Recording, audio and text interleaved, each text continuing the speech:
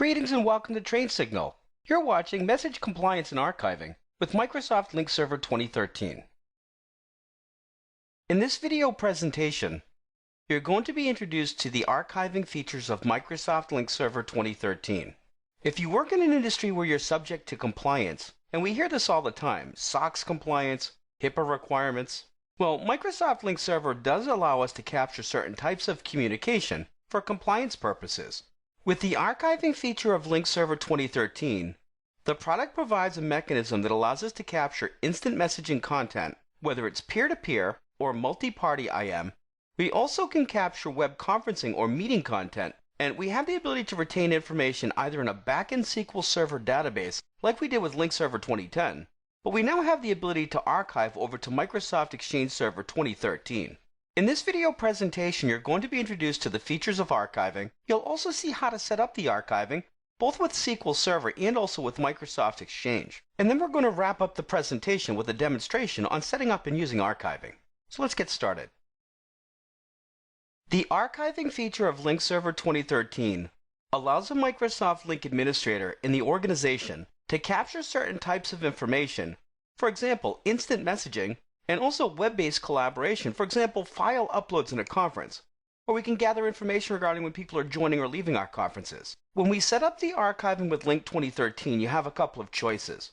We can archive over to a backend SQL Server database, and in this case, we have to define this inside of our topology builder. To define a database for archiving with SQL Server, it's a similar process to what we had with Link Server 2010. So you would have to go into your topology builder, and this can be done during the initial topology design. It can also be done after the fact.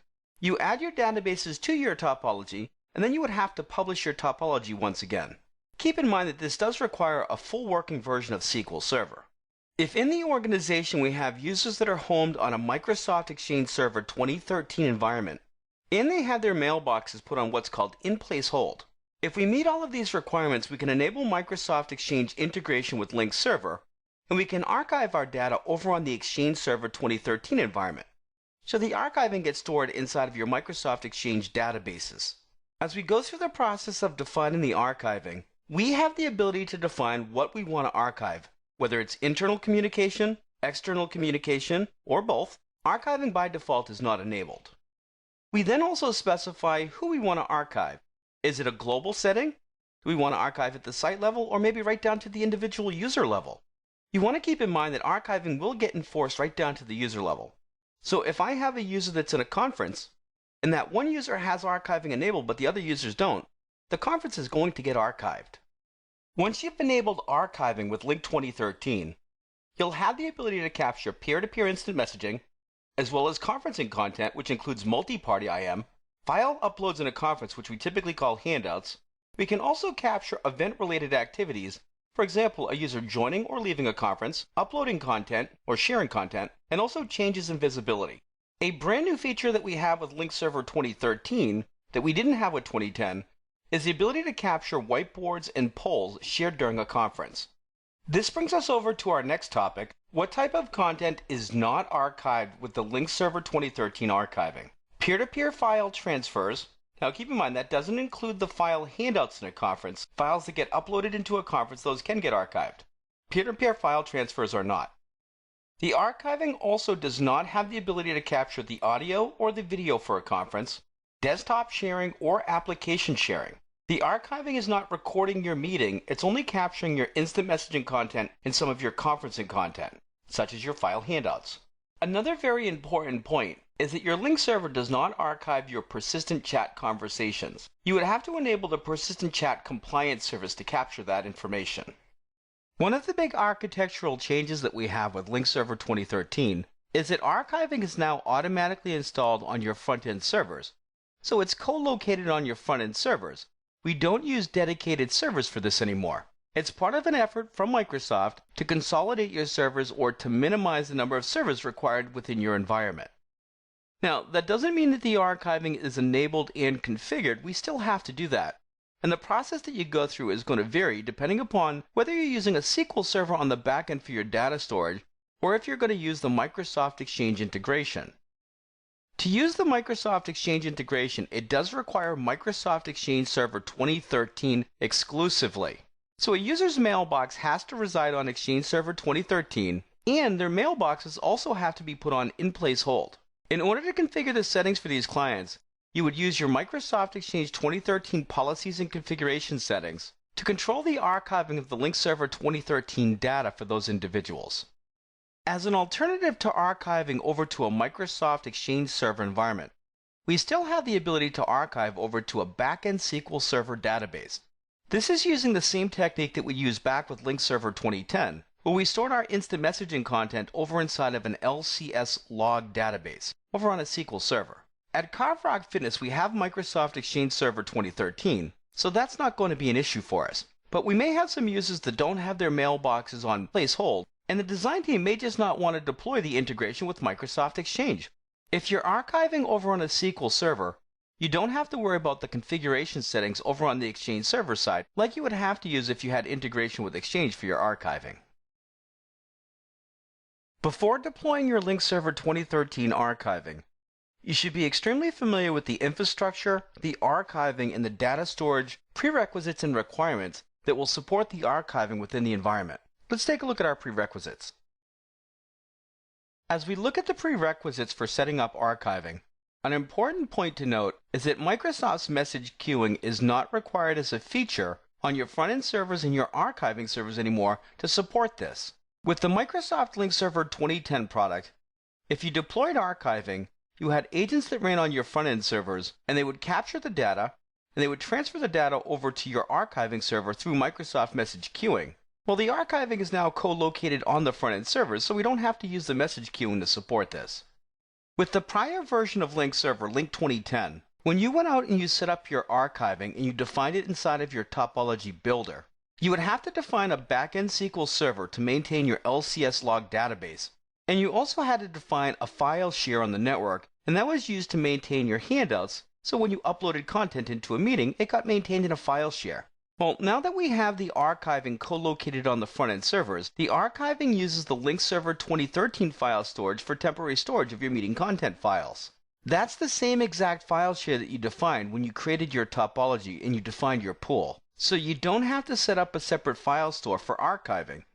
Since Microsoft has now co-located the archiving functionality right on your front-end servers, the archiving server is no longer a dedicated server role that you can deploy on your network. The unified data collection agents required for this now run on your front-end servers. We just have to configure this and deploy it properly.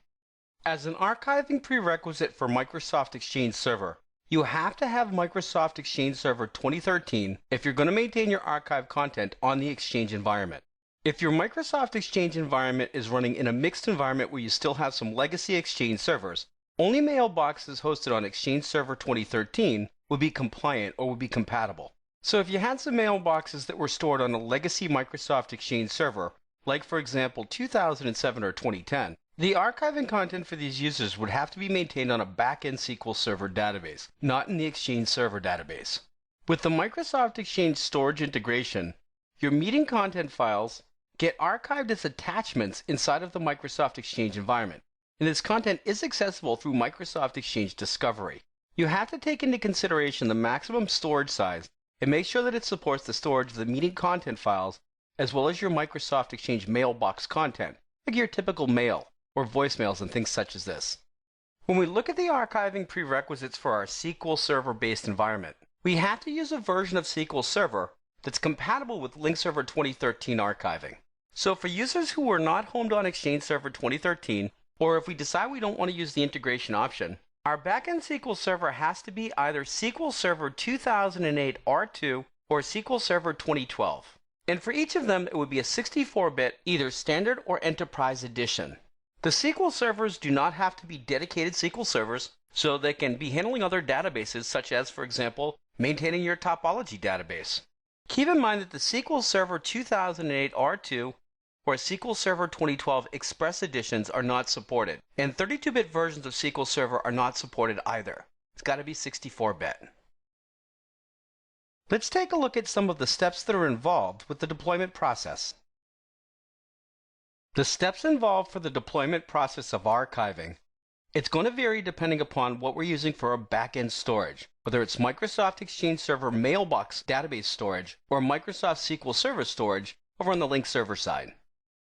If we're maintaining our data storage over on the Microsoft Exchange Server environment, we have to configure Exchange Server in-place hold policies to maintain and support the archiving for the users that are homed over on the Exchange 2013 environment. For archiving that's going to be maintained in a SQL Server-based environment, we have to define our SQL Server databases inside of our topology by using the topology builder, and we have to publish that back into CMS. Before you can deploy Microsoft Link Server 2013 archiving, we have to make sure that we have all of the necessary prerequisite hardware and software in place. Since we now do not have a dedicated archiving server role for your front-end servers, well, we just have to make sure that we have our Microsoft Link Server 2013 prerequisites. So you got to have a 2013 server up and running. So in our case, we're going to be using front-end servers. If you're using Microsoft Exchange integration, you have to have Microsoft Exchange Server 2013, and you want to make sure that you have enough data storage to maintain your mailbox content and your storage content for the archiving. If you're maintaining the archiving content in SQL Server, well, then you have to have Microsoft SQL Server 2008 R2 or 2012 Standard or Enterprise editions, and those would have to be 64-bit. When using a Microsoft SQL Server for the archiving storage database, you have to define your databases inside of the topology builder and then publish your topology back into the central management store. As you're setting up the integration between Microsoft Exchange Server 2013 and Link Server 2013, you have to configure the authentication between the two products. And this is done by configuring Exchange Server 2013 to be a partner application for the Link Server 2013 product. After you have set up each of these products to be partner applications to each other, you would then typically test the Exchange storage connectivity, and we have a commandlet for this testing. It's test-cs-ex storage connectivity. When we're configuring the archiving policies, if we're using Microsoft Exchange integration, we have to configure our policies through the Microsoft Exchange in-place hold policies. When archiving over to the Microsoft SQL Server-based environment, well, then we have to define our policies on the Link server side. We have to define our archiving options, such as whether we're going to use critical mode, which means we'll shut down functionality if we're not able to archive certain types of content. We'll also define settings for maintaining the data inside of our database. For example, how long can that content be maintained in the database before it's automatically purged out? Let's take a high-level look at configuring archiving policies. When we configure the archiving policies for Link Server 2013, the techniques that we employ will vary depending upon whether we're configuring the archiving for integration with Exchange Server 2013 or if we're going to archive over to SQL Server. When you configure the archiving policies, you have to define the scope of your policies. And as you're going to see in the demonstration, we can define our policies globally, at the site level, and even right down to the user level. And you have to keep in mind that the policy will get enforced right down to the user level. As we configure the archiving policies, you're going to see some settings where you can determine whether we're going to archive internal communication, external communication, or possibly both. As we define the archiving policies, whether through Microsoft Exchange or through Microsoft Link Server, we have to consider the archiving storage, the amount of space that we're going to allocate for storage, and how long we're going to maintain the content up inside of our databases. If we're archiving content over on the Exchange Server mailbox databases, we have to account for the extra storage for the mailboxes. But we do have the added value of being able to perform discovery on the Microsoft Exchange Server side with the Microsoft Exchange toolsets. If we're maintaining the information on a backend SQL Server with our Link Server 2013 policies, we can define how long that database content gets maintained before it's automatically purged out of the system. If archiving of content is critical to your organization, Microsoft has a feature called Critical Mode that we can enable inside of our policies. If you have enabled Critical Mode on your policies, if conferencing content or instant messaging content cannot be archived, the Link server will block the ability to use certain functionality of the product. It shuts stuff down. So as an example of this, if you have a web conferencing user uploading a file, but the system doesn't have the ability to upload the file into the archiving file store, your conferences will get switched over to a restricted mode, and you won't be able to use this feature. Another example is if the archiving service is unable to send a message to your Link storage service, the instant messaging functionality can be blocked completely until the archiving support is re-enabled or restored within your environment.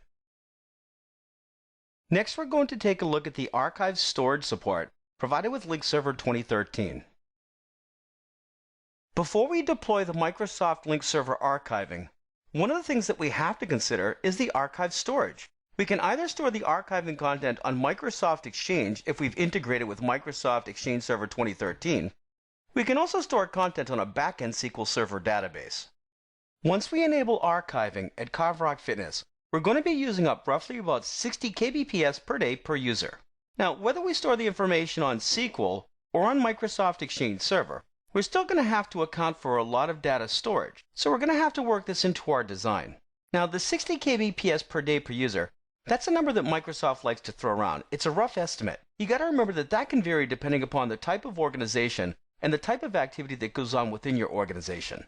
You may get more accurate numbers by setting up a small pilot within your organization before you push the product out to the masses. When you're storing your archive content on a SQL Server database, if you don't want to store your archive content for an extended period of time, Microsoft provides a tool that they call the Session Export tool.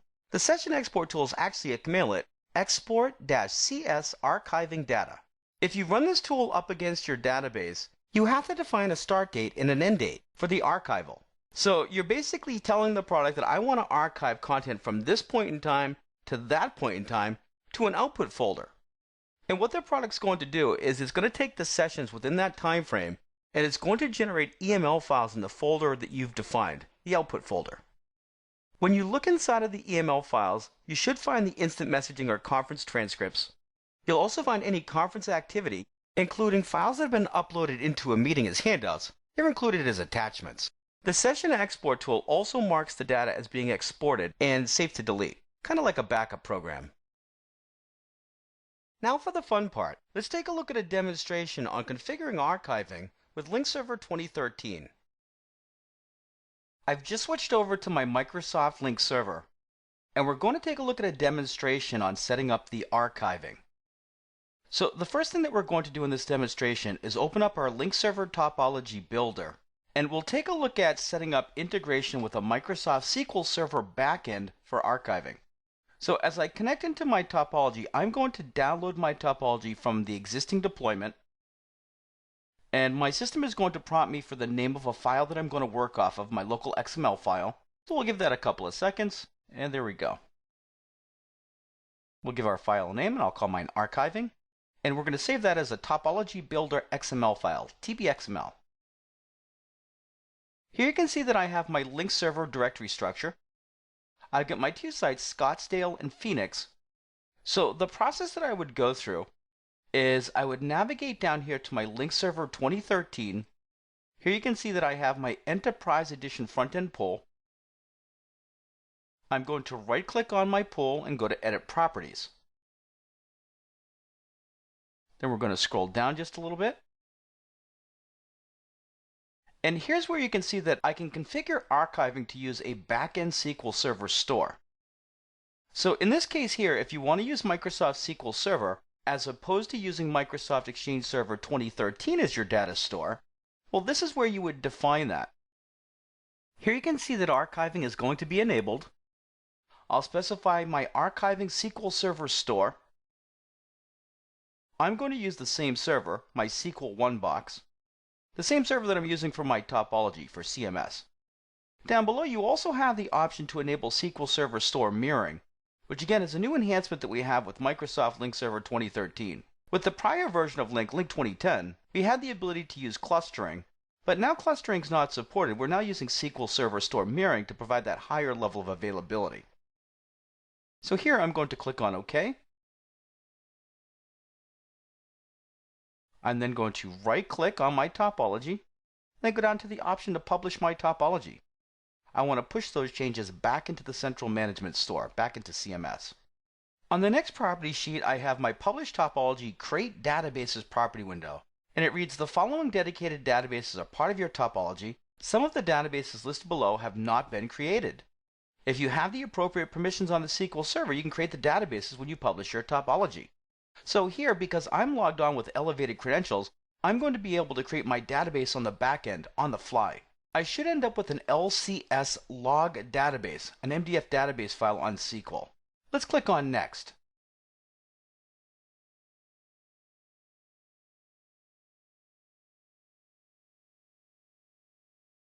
And as you can see, I was able to publish my topology successfully. So here we're going to click on Finish, and then close out of my topology builder.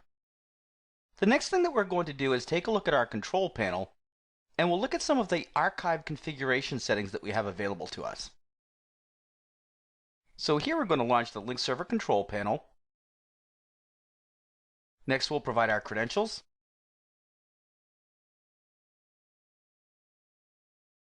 From inside of the control panel, we want to configure the archiving, which is listed here underneath Monitoring and Archiving. You can see that I have a couple of tabs, one for the archiving policy and another for the archiving configuration. Underneath the archiving policy, you can see that I have a global policy that gets created when you enable archiving. Well, in this case here, you'll notice that I also have a site policy. So you can go in and you can define policies at the site level. So if I want to apply a specific policy to Scottsdale or to Phoenix, I can also apply policies right down to the individual user level. So in this case, you could create a user or what we call a tag level policy, but then you would have to apply it to the users. When I open up my policy, you can see that I have my archiving for internal communication. So in my case, I want to enable archiving for both internal and for external. Now, if you only needed external archiving, well, there you go. I'm going to select both of these for Kavrak Fitness. We'll click on Commit. Let's take a look at the archiving configuration. Once again, when you go to configure the archiving configuration settings, you can apply the policy here globally, or at the site, or right down to the pool level. And if you look at the properties for this, you'll notice that the default is that archiving is disabled. And if I opt to, I can choose here if I want to enable archiving for instant messaging. I can also enable it for IM and the web conferencing sessions. So here you can see that Microsoft with the Link Server product, they've consolidated the settings all together, as opposed to what we had back with the Office Communications Server environment. Underneath this, you have an option that reads Block Instant Messaging or Web Conferencing Sessions if archiving fails. This is the feature that we referred to as critical mode in the video, where if the Microsoft Link Server isn't able to archive content, it can shut down certain functionality of Link for your clients. Here's the new feature that we have with Link Server 2013, the ability to enable Exchange Server integration. With Link Server 2010, the interface looked very similar, but you didn't have this option here. At the bottom of the console, you have the option to enable purging of archiving data. You'll notice that I can purge exported archiving data and stored archiving data that's older than so many days. So if I use the export-cs archiving data commandlet, what we call the session export tool, it marks the data as being exported so that the product knows that it's safe to purge out that content. Well, here you can see that I can also define the maximum number of days that I want to maintain that content up on my SQL Server database. The maximum value that you can provide here is 2,562 days. It's a magic number. It's a little bit over 7 years. In most organizations, if you have to maintain your data content for so many years, we typically try to get rid of that content once we hit that threshold. At Kavrak Fitness, we don't have any requirements for this. At the bottom of the console, we have an option where you can specify that you want to purge exported archiving data only. This tells your Microsoft Link Server to not delete any content unless it's been exported out of the system. And next we're going to commit our changes, and then close out of the control panel. Well, before we close out of the video, I just want to add a note in regards to setting up Microsoft Exchange integration for archiving storage. If you want to set up the integration between the two products, you have to do this primarily through your command line. Well, number one, you would configure your Link Server 2013 server to be a partner application for Microsoft Exchange Server 2013. Microsoft provides a PowerShell script for you in the Exchange Scripts directory. The script is called configure-enterprise partner application.ps1. It's a PowerShell script. You would also have to configure your Exchange Server 2013 box to be a partner application for the Link Server 2013 environment. You would define the open authorization configuration settings. There's a commandlet set-cs OAuth configuration, and you would also have to define your partner application through the command line using the new -cs partner application commandlet. So again, the key point here is that there's a lot involved with setting up the integration with Microsoft Exchange, and it's done primarily through command line. I hope you've enjoyed the presentation, and we'll see you in the next video.